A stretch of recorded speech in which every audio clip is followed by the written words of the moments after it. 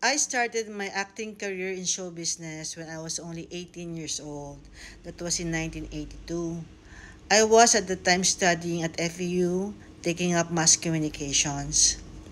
Now, my professor in humanities subject was Cesar Evangelista. At the time, he was affiliated with the movie industry with show business.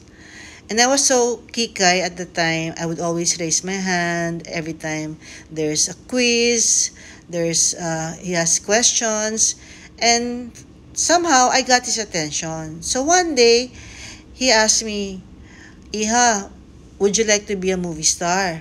I was so shocked. And I said, wow, of course I would like to be a movie star. That would mean I would be popular, and that would mean that I would have a lot of money. Right away, Cesar scheduled a pictorial.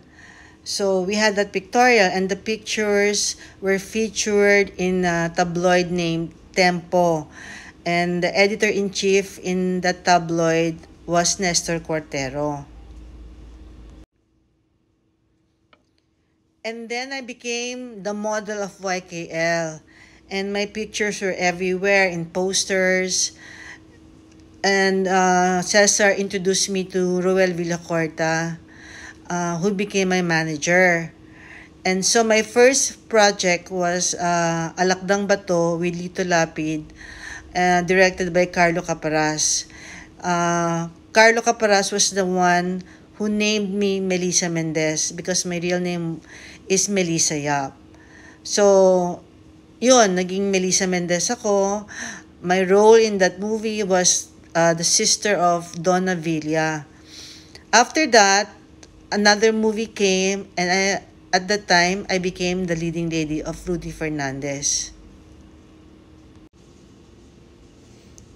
Halos lahat yata ng action stars, naging leading lady ako kasi naging favorite leading lady nga nila ako.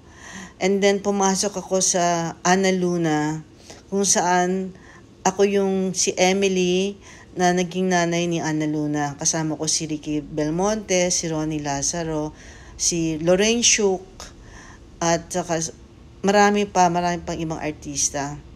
Umabot yung Ana Luna ng 5 years na in-air sa Channel 2 at the time. I was given the privilege na makatrabaho ko yung mga magagaling at mga award-winning directors natin kagaya ni the late Mario de los Reyes. Tapos andyan si Jose Javier Reyes, si Joel Lamangan, si Chito Ronyo, marami pang mga iba. So, nahone yung acting skills ko talaga because of them na nag-grow ako, nag-evolve ako as an actress. Not just a star, but an actress. And I am so thankful to God kasi siya naman ang gumawa ng lahat nun para sa akin. So, that's it. That's my life. Now, I am 59 years old.